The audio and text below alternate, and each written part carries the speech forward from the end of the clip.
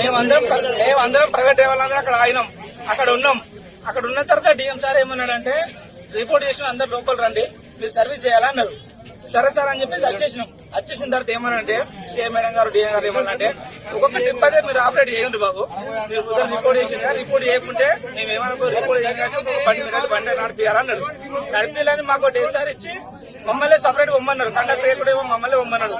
ఇవ్వమంటే మేము అన్నాం కదంటే కండక్టర్ సీట్లో పోకుండా కండక్టర్ మాట్లాడినప్పుడే ఒక్కొక్కరు కింద పడిపోతారు. దానికి బాధ్యత ఎవరు తీసుకుంటారు? కండక్టర్ మీద ఆమె పడుతుంది.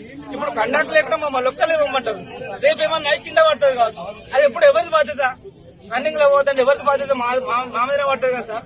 మేము కొద్దిగా ఆలోచించుకుంటా ఉన్నాం. మీకు ఏం కాదు, మీరు పొంగ మీ బస్ స్టాండ్ లో రోడ్డు మీద ఎవరు లేనాడు. రోడ్డు మీద ఎవరంటే ఎవరన్నా మధ్యలో కాదు వెళ్ళి చెప్తారు.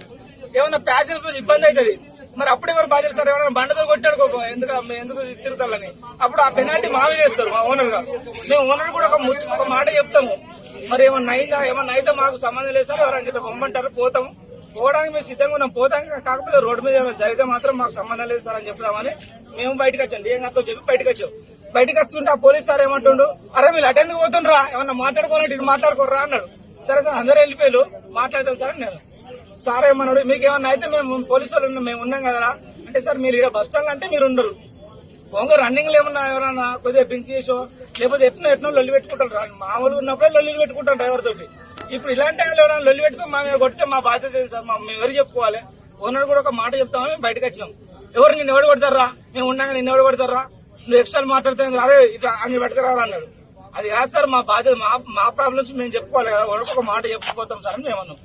నాకు అరే ఇటు ఎక్స్ట్రా మాట్లాడితే ఇటు తీసుకురా, ఈయన పట్టుకురాని రా, లోపల ఏంట్రా అని, అరే బాడుకావరే నువ్వేం మాట్లాడుతున్నావు ఇట్రా, అరే అవులే ఇట్రా అని పిలిచి నన్ను ఈడ ఉన్న నచ్చి గుద్దిండు సార్. నన్ను ఏసీపీ సార్ ఈడ గుద్దిండు నన్ను. ఈడ గుద్దినాక మా వాళ్ళందరూ వచ్చి సరే ఈ ఉండదు మాట్లాడుతూ పెట్టుకోవద్దామని చెప్పి బయట తీసుకొని నన్ను బయట తీసుకొని పోయి ఇక్కడికి వచ్చి మాట్లాడితే సార్ ఏమంటారు, నేను గుద్దలేదు, నేను మాట్లాడుకోమని చెప్తున్నా అని చెప్పి సార్ చెప్తాను.